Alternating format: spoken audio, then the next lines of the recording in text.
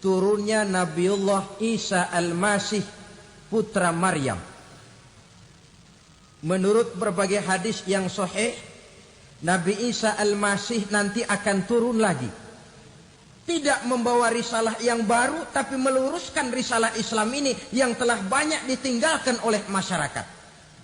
Bahkan ada hadis menjelaskan beliau akan membunuh Nabi, mematahkan kayu-kayu salib, lalu melaksanakan haji dan umrah mengikuti syariat Nabi Muhammad, bukan membawa agama baru.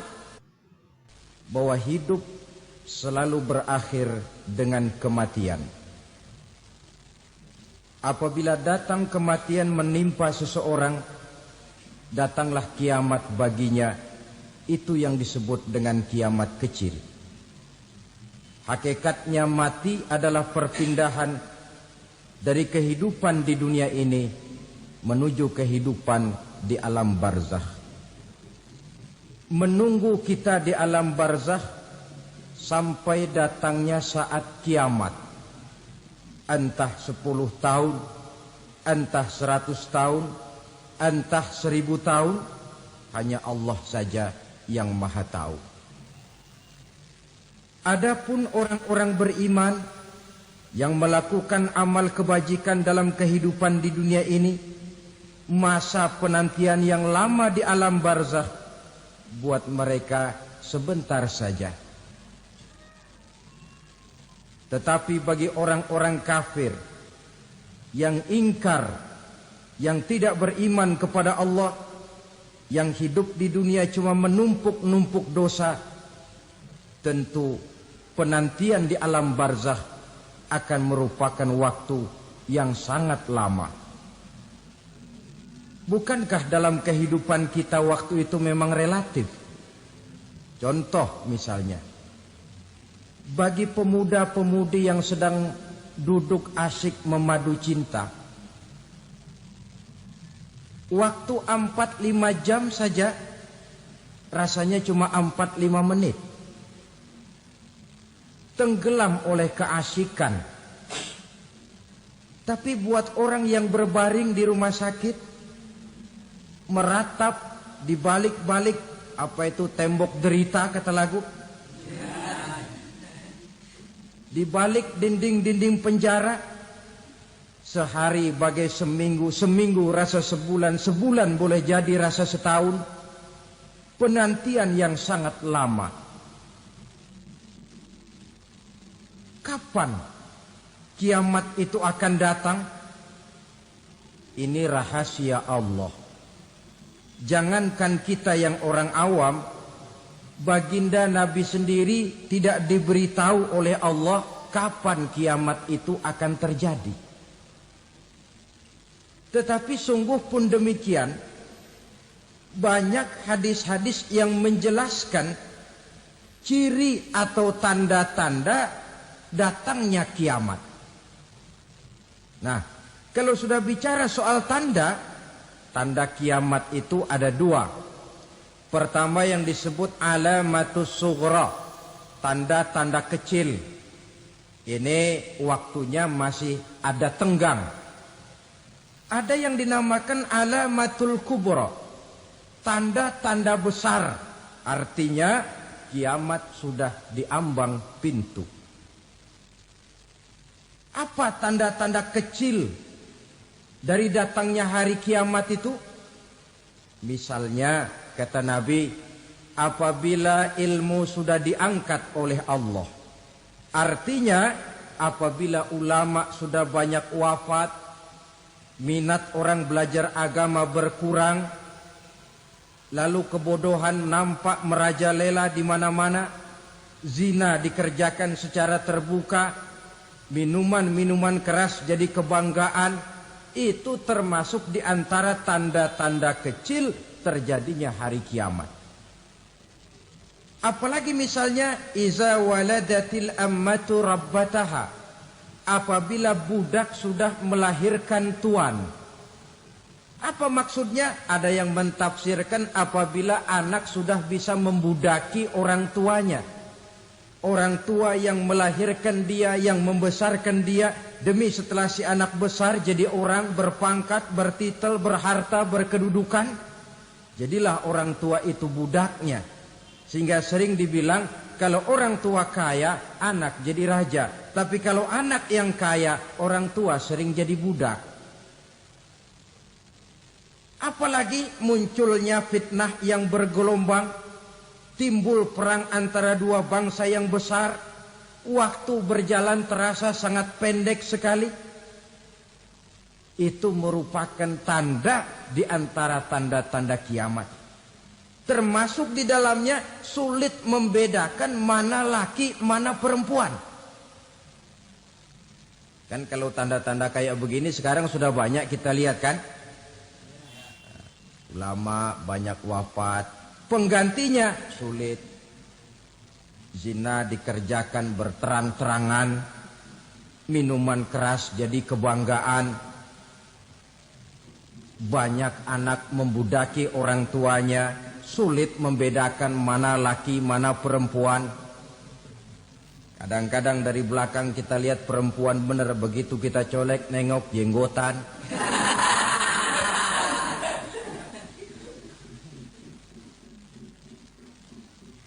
Ini termasuk tanda-tanda kecil. Masih ada tenggang sampai akan terjadinya kiamat itu. Nah, yang dimaksud dengan tanda-tanda besar, ini tanda besar artinya kiamat sudah diambang pintu. Pertama, matahari terbit dari sebelah barat. Apabila matahari sudah terbit dari arah sebelah barat, tertutuplah sudah pintu taubat. Bersabda Nabi kita, la taqumus sa'atu hatta tatlu'a syamsu min maghribiha. Tidak akan datang hari kiamat sampai matahari terbit dari arah sebelah barat. Fa iza tala'at, manakala matahari telah terbit dari arah sebelah barat, wara'ahan nasu, manusia banyak menyaksikan itu, amanu ajma'un, mereka pun lalu beriman. Yang tadinya kafir, yang tadinya ingkar, yang tadinya membangkang, setelah melihat matahari terbit dari sebelah barat, buru-buru beriman, berlomba-lomba mengucap dua kalimat syahadat. Tapi apa yang terjadi? Kata Nabi, wadzalika hina la yanfa'u nafsan imanuha lam takun amanat min qabl. Hari itu adalah hari yang iman sudah tidak berguna lagi bagi seseorang apabila sebelumnya memang dia tidak pernah beriman. Au kasabat fi imaniha khaira, atau beriman tetapi tidak pernah melakukan kebajikan di dalam keimanannya itu. Hari yang sudah kasib, hari yang sudah terlambat, beriman tidak akan ada gunanya lagi. Ini pelajaran buat kita.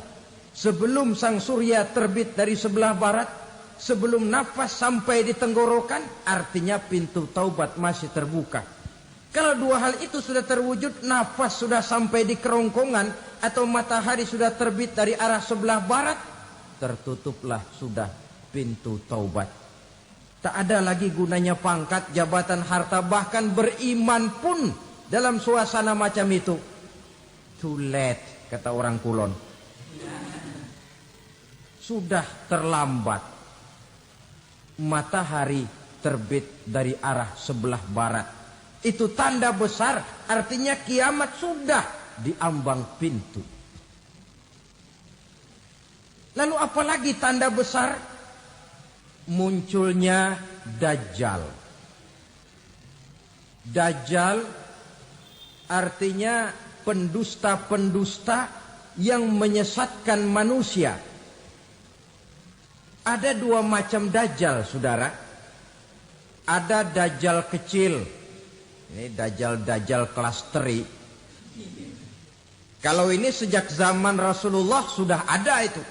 Tiap zaman ada. Di zaman Rasulullah misalnya ada yang bernama Aswad al-Unsi dari Yaman. Ada yang namanya Musailamah al-Kazzab dari Yamamah. Ada yang namanya Ibnu Sayyad dari Madinah. Ini dajjal-dajjal di zaman Rasul. Musailamatul Kadzab memproklamirkan diri jadi nabi dia. Di zaman Rasul masih hidup. Ini dajjal zaman Nabi. Di zaman sahabat muncul dajjal-dajjal. Di zaman kita sekarang ini dajjal-dajjal pun gentayangan. Dajjal-dajjal kelas teri. Kerjanya mendustakan manusia, menyesatkan manusia, memalingkan manusia dari jalan yang benar dan diridhoi oleh Allah Subhanahu wa taala. Adapun yang merupakan tanda besar dari datangnya kiamat, dajjal-dajjal kelas kakap. Pembohong-pembohong besar yang menyesatkan masyarakat manusia berpaling dari jalan Allah mengikuti jalan mereka. Apa sih ciri dajjal itu? Kata Nabi dalam hadis Bukhari Muslim, "Inna dajjala", sesungguhnya yang namanya dajjal itu yakhruju, satu saat akan muncul mendekati hari kiamat. Wa inna ma'ahu ma'an, si dajjal ini membawa air. Wa naran, dan juga membawa api. Dua simbol. Di tangan yang satu dia bawa air, di tangan yang satu dia bawa api. Wa ammal ladzi yarahu an-nasu ma'an fanarun. Adapun yang orang banyak lihat air, hakikatnya adalah api. Yang dilihat api, hakikatnya adalah air. Oleh sebab itu, kalau api yang ditawarkan, ambillah air. Kalau air yang ditawarkan, pilihlah api. Maksudnya apa ini? Ini bahasa simbol, saudara-saudara. Dajjal bicaranya seolah-olah untuk kepentingan manusia. Menawarkan surga. Surga yang dia tawarkan hakikatnya neraka. Hai manusia, kalau kau mau bahagia, jangan dekat-dekat dengan agama. Sholat itu tidak efektif dan efisien, tidak produktif dari segi ekonomi itu. Menghadiri majelis taklim cuma buang-buang waktu. Tahajud, tasbih, tahlil, baca Quran, apa itu? Pekerjaan mubazir saja. Hidup ini cuma sekali, masa yang cuma sekali, manfaatkan dengan sebaik-baiknya. Mumpung, dibawanya sifat mumpung tetapi dalam pengertian yang sangat negatif. Bicaranya seolah-olah untuk kepentingan manusia, tetapi sebenarnya menjerumuskan manusia. Menawarkan air, tapi sebenarnya api. Menawarkan api, tapi hakikatnya air. Buat apa kamu sholat? Buat apa kamu bayar zakat? Buat apa kamu puasa? Surga yang dicanangkan Dajjal, hakikatnya neraka. Neraka yang digambarkan Dajjal, pada dasarnya adalah surga. Jadi memutarbalikkan fakta itu kerjaan Dajjal. Yang hak jadi batil, yang batil dibilang hak, yang benar jadi salah, yang salah malah jadi benar. Tuntunan disuruh jadi tontonan, tontonan malah menjadi tuntunan. Itu pekerjaan Dajjal profesinya. Zamannya Nabi Adam, Dajjalnya kan iblis. Betul? Betul. Apa sih rayuan iblis itu? Allah setelah menciptakan Nabi Adam kan bilang, Adam, kau dan istrimu Hawa tinggal di surga ini. Seluruh fasilitas yang ada di surga persilahkan kau nikmati. Satu yang tidak boleh, jangan coba-coba dekati pohon khuldi. Dekat saja jangan, apalagi sampai memetiknya. Datang Dajjal yang namanya iblis ini. Adam, kamu tahu nggak kenapa tidak boleh makan buah khuldi? Ya nggak tahu, pokoknya saya dilarang. Bodoh kamu Dam. Khuldun artinya kekal. Kalau kamu makan itu buah, kau akan kekal di surga buat selamanya. Allah tidak kepengen, maka dilarang kamu makan buah khuldi. Kalau kau ingin kekal di surga Adam, makan saja. Saya bicara begini ini untuk kepentingan kamu Adam. Ini kan ciri-ciri Dajjal. Bicaranya sih seolah-olah untuk kepentingan Nabi Adam. Hakikat sebenarnya menjerumuskan Nabi Adam supaya ingkar dan melanggar larangan dari Allah Subhanahu wa ta'ala. Jadi setelah muncul Dajjal, timbul kekacauan-kekacauan di masyarakat. Banyak yang terpengaruh, terpedaya dan terpesona. Termasuk mereka yang memproklamirkan diri jadi nabi. Mereka yang memproklamirkan diri jadi rasul di zaman sesudah Rasulullah wafat. Itu adalah Dajjal. Maka saya ingatkan, kalau di zaman kita sekarang ini ada orang ngaku jadi nabi, ada orang ngaku jadi rasul, biar bahasa Arabnya kental, Quran hafal, hadis ribuan hadis hafal, biar pakai serban sampai menyengser ke tanah, bahasa Arabnya fasih, tapi dia mengaku jadi nabi, jadi rasul. Kita umat Islam wajib tidak percaya. Wajib untuk tidak percaya. Itulah Dajjal zaman kita sekarang ini. Tidak mustahil mereka datang mempengaruhi orang awam supaya berpaling dari Rasulullah, mengikuti mereka. Nah, di akhir zaman nanti, mendekati hari kiamat, Dajjal ini muncul. Dajjal kelas kakap, menyesatkan masyarakat manusia untuk berpaling dari Islam, mengikuti seruan mereka. Apalagi di antara datangnya kiamat itu, tanda yang besar itu, turunnya Nabiullah Isa Al-Masih, putra Maryam. Menurut berbagai hadis yang sahih, Nabi Isa Al-Masih nanti akan turun lagi. Tidak membawa risalah yang baru, tapi meluruskan risalah Islam ini yang telah banyak ditinggalkan oleh masyarakat. Bahkan ada hadis menjelaskan beliau akan membunuh Nabi, mematahkan kayu-kayu salib, lalu melaksanakan haji dan umrah mengikuti syariat Nabi Muhammad, bukan membawa agama baru. Menjadi semacam mujaddid, reformer, menyelamatkan manusia dari bisikan Dajjal. Bahkan ada riwayat yang menjelaskan bahwa Nabi Isa berhasil mengalahkan Dajjal, mengembalikan masyarakat manusia kembali kepada ajaran Islam yang datang dari Allah, dibawa oleh Rasulullah Sallallahu Alaihi Wasallam. Dengan kata lain, turunnya Nabi Isa bukan sebagai Nabi dan Rasul baru, tetapi mengikuti syariat Nabi kita Muhammad Sallallahu Alaihi Wasallam. Saudara hadirin, ibu-ibu hadirat yang saya hormati, kemudian apalagi di antara tanda-tanda besar akan datangnya kiamat itu?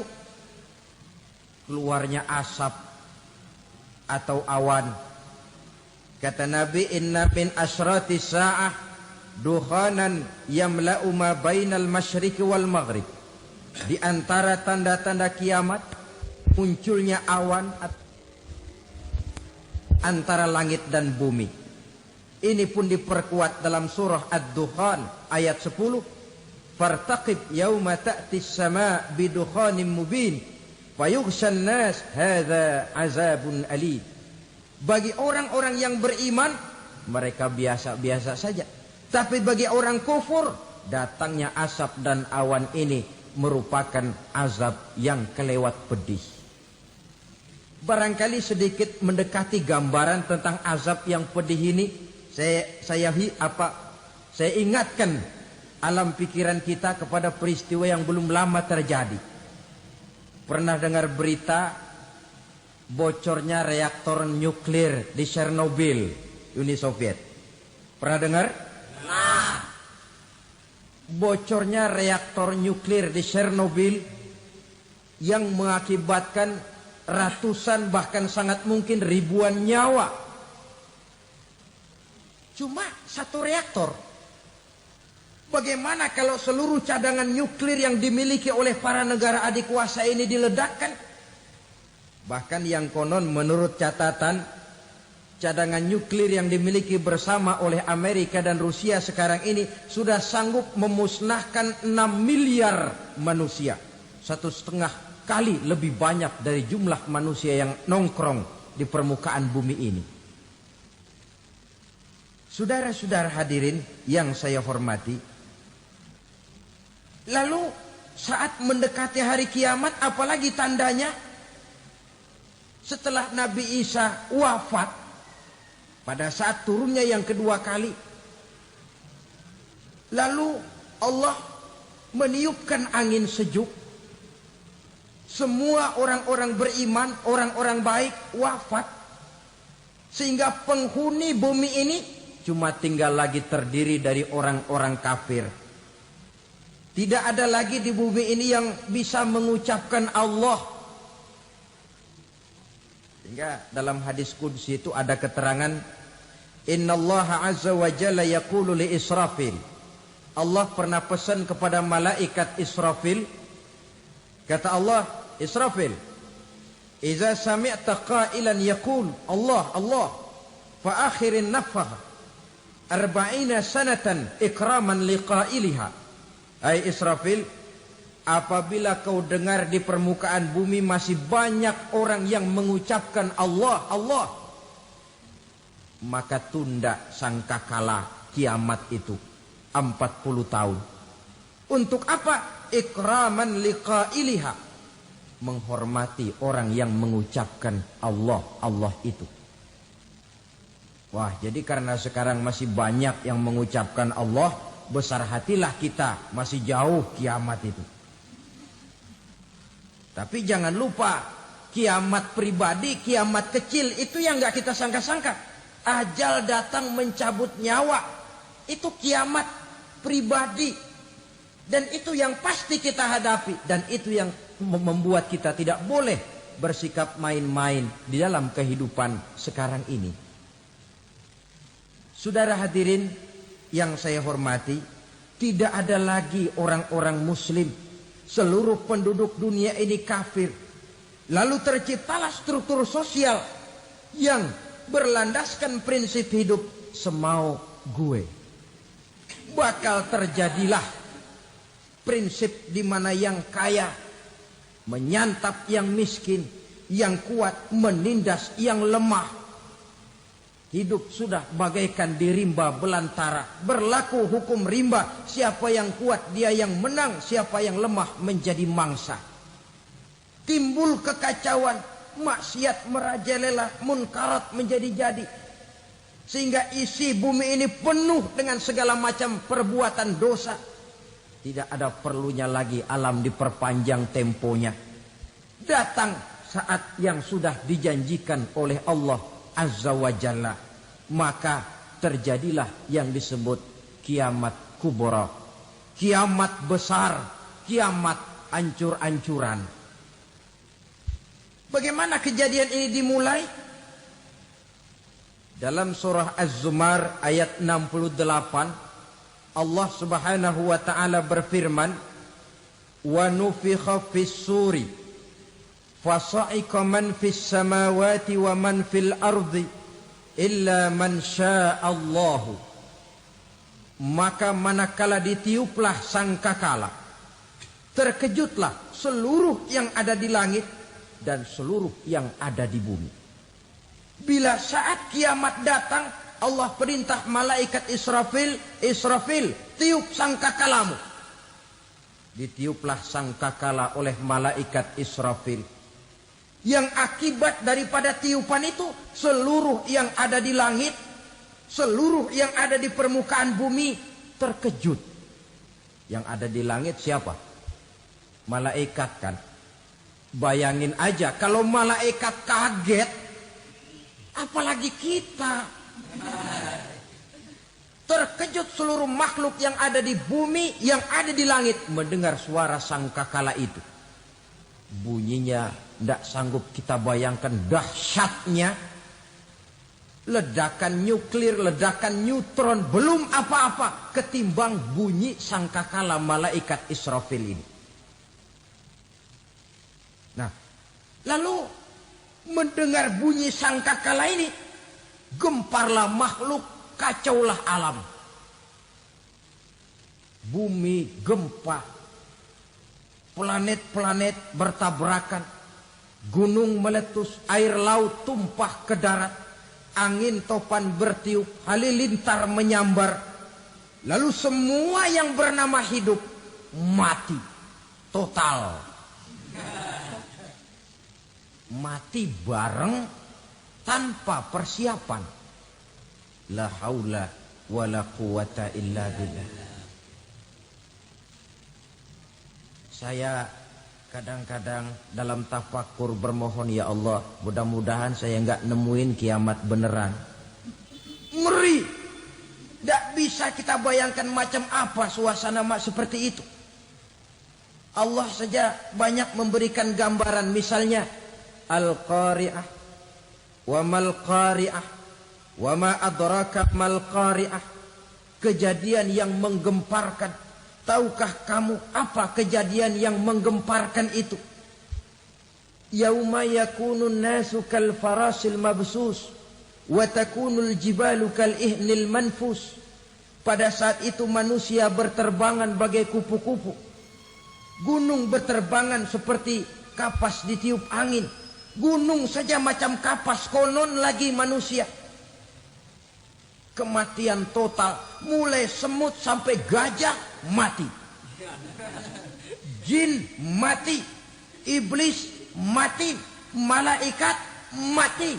Malaikat saja mati.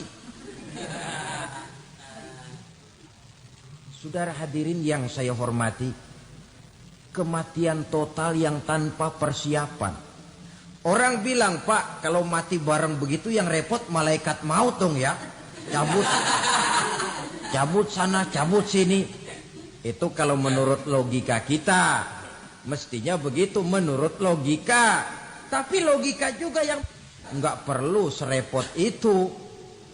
Sebab untuk mematikan listrik di wilayah DKI, di wilayah Jakarta, nggak perlu tiap rumah didatengin, matiin, ya lama. Cukup dari kantor pusatnya saja PLN, tekan satu tombol, gelaplah seluruh Jakarta. Saudara hadirin yang saya hormati, kematian total. Lalu setelah kematian total, planet-planet juga mati, dalam arti tidak bergerak dan beredar. Angin mati, dalam arti tidak bertiup. Air mati, dalam arti tidak ada riak gelombang. Pokoknya semua mati. Kullu nafsin za'iqatul maut. Semua yang bernafas mati. Dalam ayat lain, kullu man 'alaiha fan. Semua yang ada di permukaan bumi fana. Yang kekal cuma Allah Subhanahu wa ta'ala. Yang paling belakang mati, malaikat maut dan malaikat Israfil. Tapi mati juga sesuai dengan janji Allah. 40 lamanya. Tidak dijelaskan oleh Abi Hurairah 40 jam, apa 40 hari, apa 40 tahun. Hadis cuma menyebutkan 40 saja. Sunyi alam. Yang tinggal cuma Allah saja lagi. Ketika itu Allah berseru-seru, katanya, limanil mulkul yauma. Siapa para penguasa hari ini? Mana itu raja-raja dan penguasa yang dulu mengaku jadi Tuhan? Fir'aun. Mana Fir'aun sekarang? Yang dulu jadi raja, merasa berhasil, sombong, lalu tidak mau turun-turun dari kekuasaannya, sampai kepada puncak kekurang ajarannya mengangkat diri jadi Tuhan. Mana itu Fir'aun? Namrus. Mana sekarang Namrus? La ilaha illa ana. Ternyata tidak ada Tuhan lain selain daripada aku, kata Allah. Proses kemudian, saudara-saudara, turunlah hujan dari langit. 40 lamanya hujan itu. Tidak jelas juga 40 jam apa 40 hari. Setelah air turun membasahi, datanglah tiupan sangkakala yang kedua. Semua yang bernama mati bangkit dari kuburnya masing-masing. Ini yang disebut Yaumul Ba'thi, hari kebangkitan. Allahu Akbar.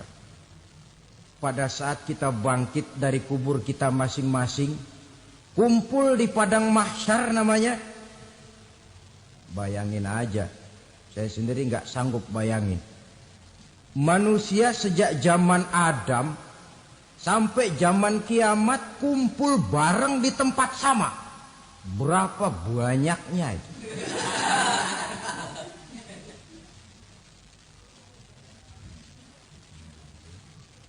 Dan yang luar biasa menurut satu riwayat, pada saat bangkit itu, Masya Allah, roman muka kita berubah.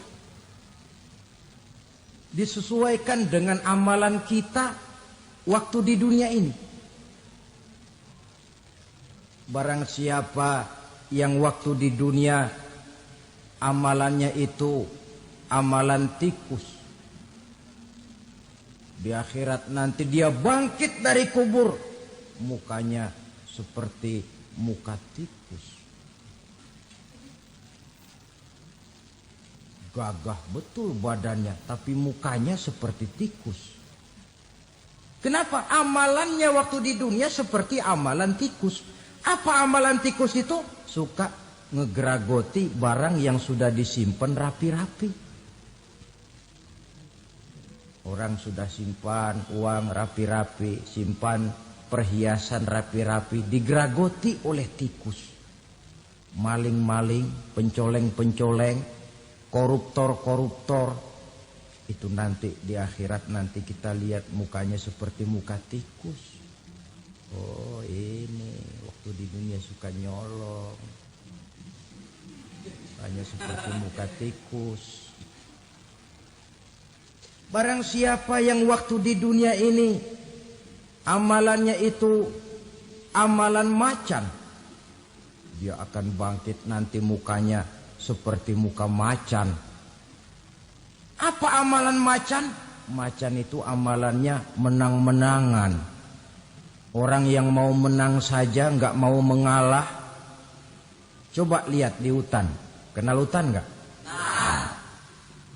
Di hutan, raja hutan di mana-mana pasti macan. Betul kan? Betul. Padahal hutan belum pernah bikin pemilihan umum. Tapi macan tidak peduli ada pemilihan umum apa tidak, pokok saya raja. Sebab apa? Macan jadi raja itu bukan karena benar, tapi karena kuat jadi raja. Setelah dia jadi raja, rakyat hutan yang mesti dilindungi malah dimakan oleh raja macan. Kambing rakyat hutan dimakan oleh macan. Ayam rakyat hutan dimakan oleh macan.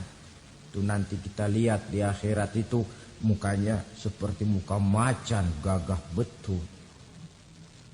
Lalu barang siapa yang di dunia ini amalannya itu seperti amalan anjing, nanti dia punya muka seperti muka anjing. Apa amalan anjing?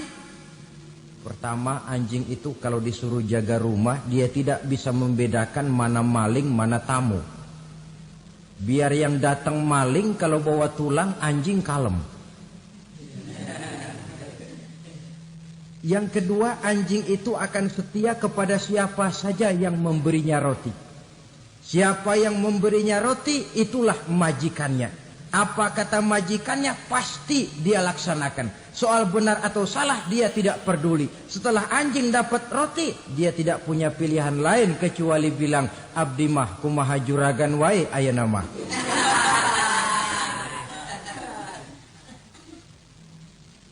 Saudara hadirin yang saya hormati, berkumpul di padang mahsyar, tiap orang sibuk dengan persoalannya masing-masing. Matahari waktu itu didekatkan oleh Allah. Panas luar biasa. Ada yang saking panasnya itu mencucurkan peluh keringat sampai sebatas mata kakinya. Ada yang keringatnya sampai sedengkulnya. Ada yang keringatnya sampai sepusatnya. Ada yang keringatnya mengalir sampai sebahunya. Ada yang kelelap oleh keringatnya sendiri. Sementara orang di sampingnya enggak apa-apa. Bergantung lagi amalan dia waktu di dunia ini. Saudara-saudara, sebagian orang dalam kepanikan padang mahsyar berombong-rombong datang mereka menghadap Nabi Adam. Ya Adam, anta abal bashar. Hai Adam, Tuhan adalah bapak moyang manusia. Kami sebentar lagi akan disidang, dimintakan pertanggungan jawab. Tolonglah kami, hai Adam. Kata Nabi Adam, jangankan nolongin sampean, saya sendiri tanggung jawab di hadapan Allah ketika dulu tidak boleh makan khuldi, saya serobot. Sudahlah, urus diri masing-masing saja, nafsi. Begitu kata Nabi Nuh, begitu kata Nabi Ibrahim. Tiap orang bertanggung jawab sendiri-sendiri. Ketika itulah saudara-saudara, nikmatnya menjadi umat Nabi besar Muhammad sallallahu alaihi wasallam. Sebab apa?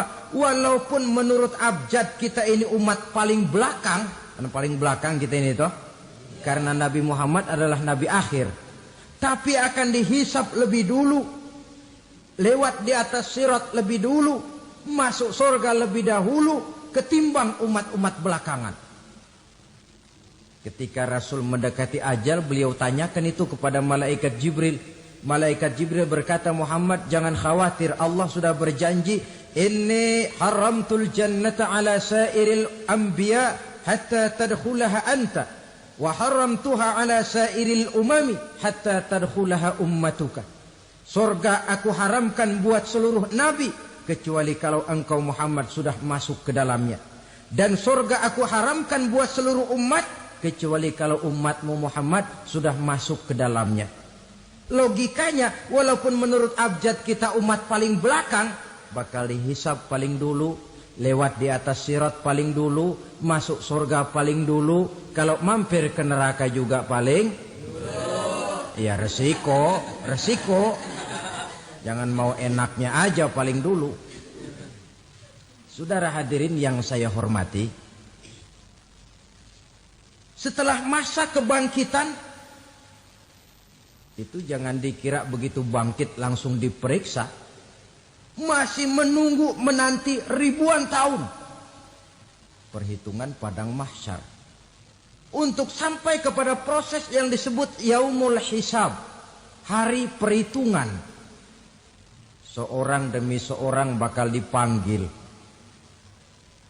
Bayangkan saja, kita se-RT saja di absen, kadang-kadang perlu waktu lama. Ini manusia sejak zaman Nabi Adam sampai datang hari kiamat, satu demi satu disidang di hadapan Qadhi Rabbul Jalil.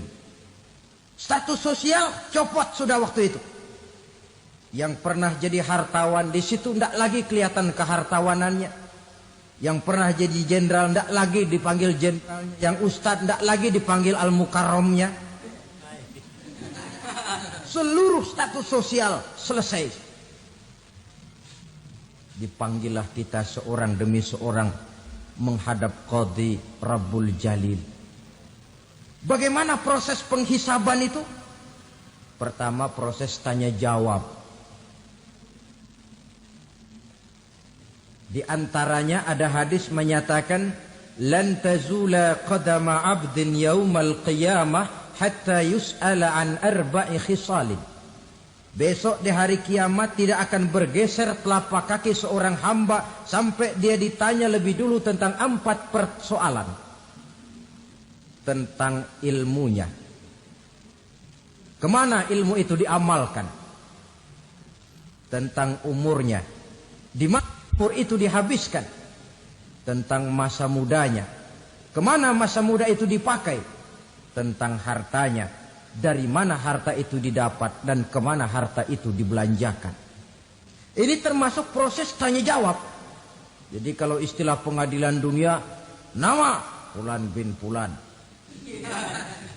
Kamu waktu di dunia diberikan umur panjang untuk apa? Pernah mengalami masa muda, kemana kau habiskan masa remajamu?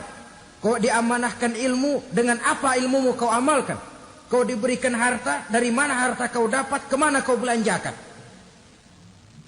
Tak seorang pun yang bisa mungkir.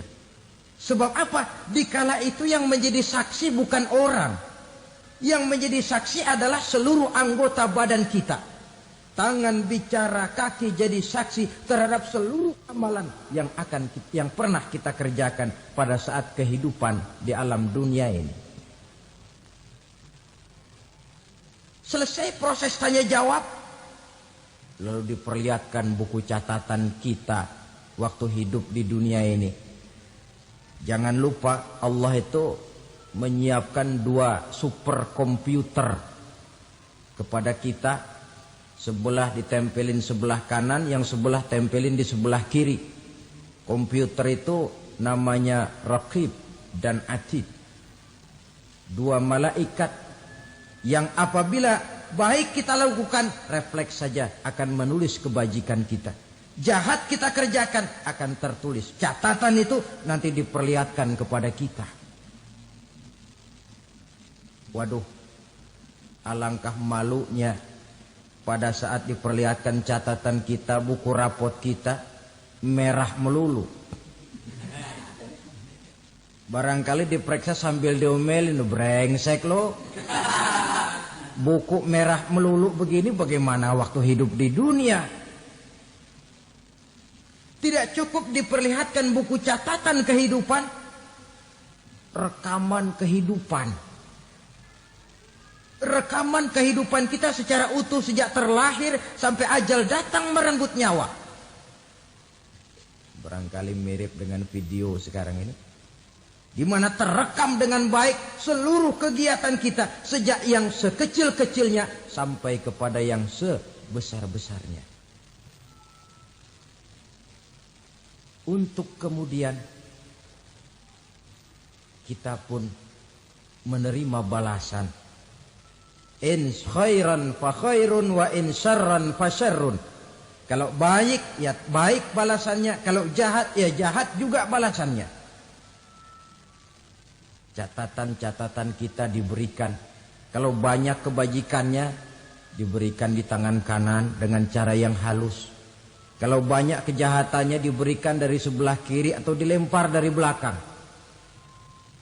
Itulah sebabnya sejak di dunia ini kita sudah mohon kepada Allah. Ketika berwudu membasuh tangan kanan, apa kita bilang? Allahumma a'tini kitabi biyamini wa hasibni hisaban yasira. Ya Allah, berikan saya kitab di tangan kanan, dan kalau saya memang perlu dihisap, hisaplah saya yang seringan-ringannya. Tangan kiri berlindung kita kepada Allah. Jangan sampai diberikan kitab di tangan kiri atau dari arah sebelah belakang. Wa a'udzubika an tu'tiya kitabi bishimali aw min wara'i zuhri, dari arah sebelah belakang. Na'udzubillah min dzalik. Setelah selesai lewat proses penghisaban, lewat mizan, timbangan, maka yang sudah selesai dihisab itu bergeraklah menuju sirat, jembatan yang terbentang menuju surga melalui neraka. Saudara-saudara, panjangnya perjalanan sirat itu memakan waktu ratusan tahun. Tetapi orang yang lewat di atas sirat pun macam-macam, bergantung amalannya ketika di dunia ini. Ada yang lewat di atas sirat itu kalbarkil khatib, seperti kilat yang menyambar, lep, sudah sampai dia di surga. Cepat bukan main. Ada yang lewat di atas sirat itu seperti orang lari-lari.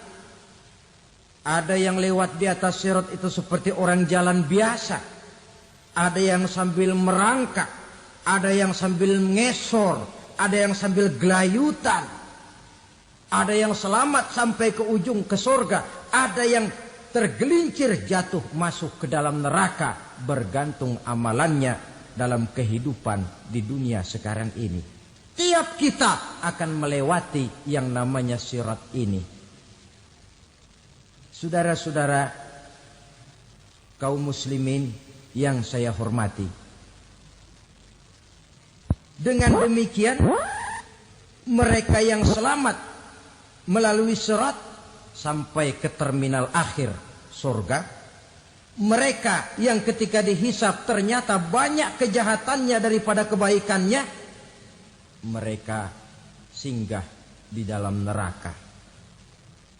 Nah, adapun orang-orang yang beriman menurut ayat Quran dan hadis Nabi itu nanti ada bermacam-macam.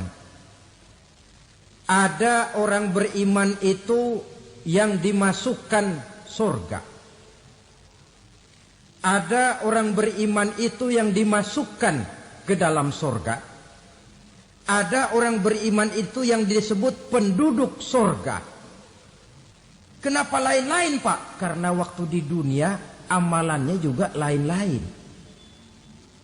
Ada orang beriman yang masuk surga. Ini paling murah tiketnya. Mau masuk surga? Kata Nabi begini, "Ma min abdin qala la ilaha illallah thumma mata ala dhalik illa dakhala al-jannah." Kalau seorang hamba sudah mengucap 2 kalimat syahadat, dia yakin dengan kebenaran kalimat itu sampai matinya, orang itu akan masuk surga. Abi Dzar yang waktu itu diajak bicara heran, "Ya Rasul, kok gampang betul?" Iya. Walaupun orang itu mencuri, iya. Walaupun orang itu berzina, iya. Biar dia mencuri, biar dia berzina, kalau dia sudah mengucap 2 kalimat syahadat, dia yakin dengan kebenaran kalimat itu sampai matinya, itu orang akan masuk surga. Jadi masuk surga cukup 2 kalimat syahadat, yakin sampai mati, masuk surga. Itu perkara masuk. Tapi kalau pertanyaannya diterusin, masuknya kapan, Pak? Nah, ini lain lagi urusannya. Sebab ada yang masuknya itu langsung, ada yang mampir dulu. Di sana tempat cuma 2. Kalau tidak surga, neraka. Mau ke surga, tapi mampir dulu. Yang mampirnya jelas di neraka. Kenapa? Dalam hadis qudsi ada riwayat.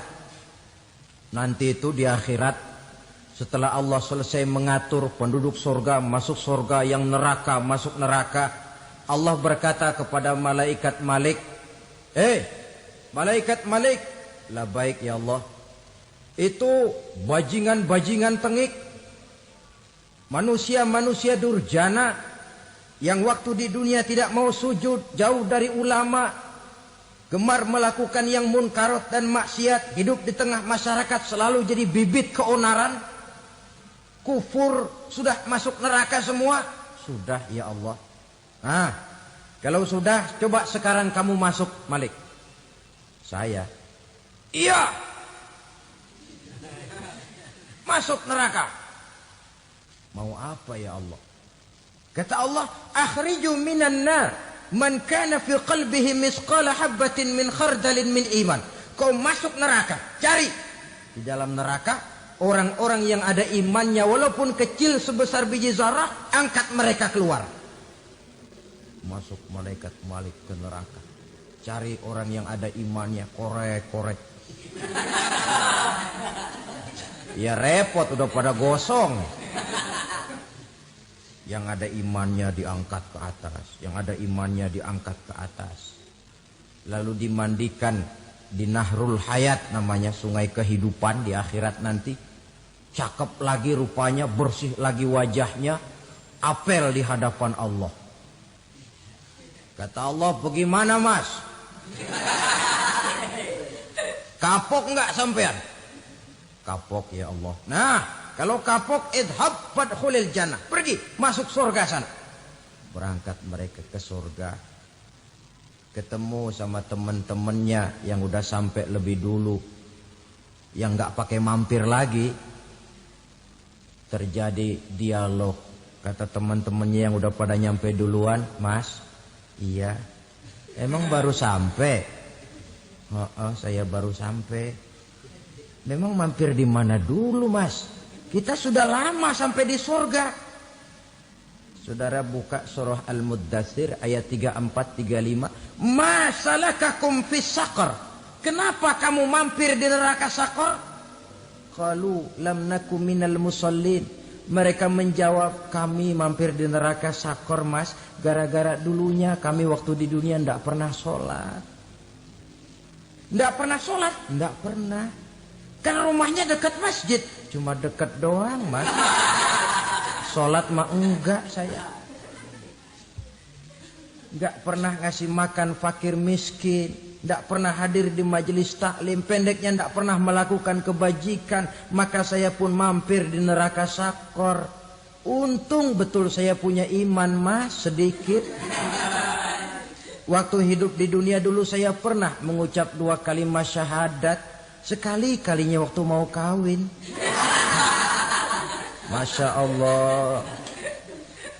Untung saja kawin. Kalau nggak kawin, polos.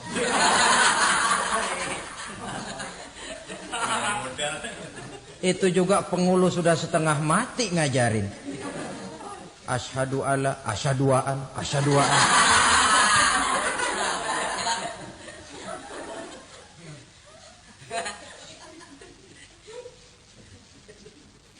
Ini namanya masuk surga. Ada mampir dulu. Ada pula orang mukmin itu yang dimasukkan surga. Namanya dimasukkan kan terima beres. Saya masuk ke rumah, jalan sendiri, cari tempat sendiri. Saya dimasukkan ke dalam rumah, terima beres. Pokok ada di dalam, itu dimasukkan namanya. Nggak pakai mampir. Tapi tentu tiketnya lebih mahal ketimbang yang pertama tadi. Apa kata Allah? Innal ladzina amanu wa amilus salihat la ukaffiranna anhum sayyi'atihim wa la udkhilannahum jannah. Sesungguhnya orang-orang yang beriman kemudian beramal soleh, kami hapuskan segala dosa dan kesalahannya, kami masukkan mereka ke dalam surga. Lihat ayatnya. Allah yang memasukkan, kita yang dimasukkan. Tidak pakai transit, tidak usah mampir. Cuma tidak cukup syahadat, tidak cukup amanu, tapi diiringi dengan wa'amilus salih. Iman, amal. Tidak cukup syahadat, lalu dibuktikan dia sholat, dia zakat, puasa, lalu dia melakukan berbagai macam kebajikan. Ini yang menyebabkan dia tidak pakai mampir di tempat yang bernama Saqar. Lalu ada pula orang mukmin itu yang disebut penduduk sorga. Wah, ini sudah VIP ini. Ashabul jannah, penduduk sorga. Siapa mereka? Kata Allah, innal ladzina amanu summa istaqamu fala khaufun 'alaihim wala hum yahzanun ulaika ashabul jannah hum fiha khalidun. Sesungguhnya orang-orang yang beriman lalu istiqamah, tetap dalam melaksanakan perintah Allah, tidak goyah, tidak labil tapi stabil, istiqamah, mereka tidak takut dan tidak bersedih hati. Merekalah penduduk surga. Iman, istiqamah. Tidak punya duit, sembahyang. Banyak duit, sembahyang. Miskin, sembahyang. Kaya, tetap sembahyang. Istiqamah.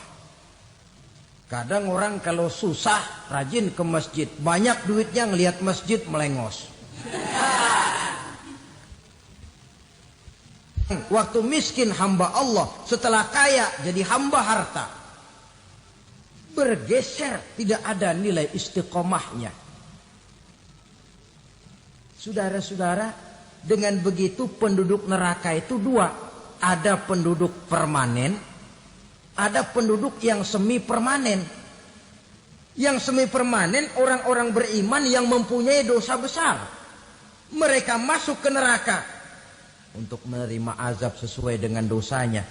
Bila selesai masa azab itu, mereka akan diangkat untuk ditempatkan kembali ke dalam surganya Allah Subhanahu wa ta'ala.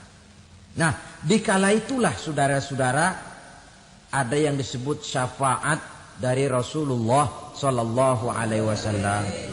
Tapi tentu jangan lupa, syafaat ini ibarat kain menambal dia. Kita punya kain bolong-bolong sedikit, syafaat yang menambal. Solat kita ada kurang dikit, sedekah kita ada campur riak dikit, amalan kita ada tidak karena Allah dikit, kita berharap syafaat. Jadi biarlah kain masih bolong-bolong, yang penting punya kain. Tapi kalau kainnya tidak ada, yang ditambal apanya? Solat tidak, puasa tidak, zakat tidak, berharap syafaat saja. Ya, terlalu berlebihan itu. Saudara hadirin yang saya hormati, apabila selesai proses penghisaban, proses penghitungan, maka dikala itulah manusia terbagi dalam dua kelompok besar. Fariqun fil jannah wa fariqun fis sa'ir. Sekelompok orang-orang beruntung yang masuk ke dalam surga, dan sekelompok lagi masuk ke dalam neraka. Akan memakan waktu untuk menceritakan sifat surga dan neraka, tapi insya Allah pada kesempatan pertemuan lain saya sampaikan. Namun sebagai gambaran umum cukuplah saya sampaikan sebuah hadis qudsi. Allah jelaskan, a'dadtu li'ibadiyas salihin ma la 'ainun ra'at wa la uzunun sami'at wa la khatara fi qalbil bashar. Aku sediakan buat hamba-hambaku yang soleh, yang tidak pernah terlihat oleh mata, tidak pernah terdengar oleh telinga, dan belum pernah terdetik dalam hati manusia. Jadi kenikmatan surga belum pernah dilihat mata, belum pernah didengar telinga, belum pernah terdetik dalam hati. Pedihnya azab neraka belum pernah terlihat mata, belum pernah terdengar telinga, belum pernah terdetik dalam hati. Saudara hadirin yang saya hormati, oleh karena itu sebagai uraian akhir daripada kiamat ini, marilah sama-sama kita memanfaatkan hidup dengan sebaik-baiknya, supaya jangan timbul penyesalan di hari kemudian nanti. Mudah-mudahan kita seluruhnya diselamatkan Allah dari azab neraka dan mendapat surga dan ridhonya. Sekian dan demikianlah pertemuan kita kali ini. Terima kasih banyak atas segala perhatian. Mohon maaf atas segala kekurangan. Usikum wa nafsi bitaqwallah. Wassalamualaikum warahmatullahi wabarakatuh. Waalaikumsalam.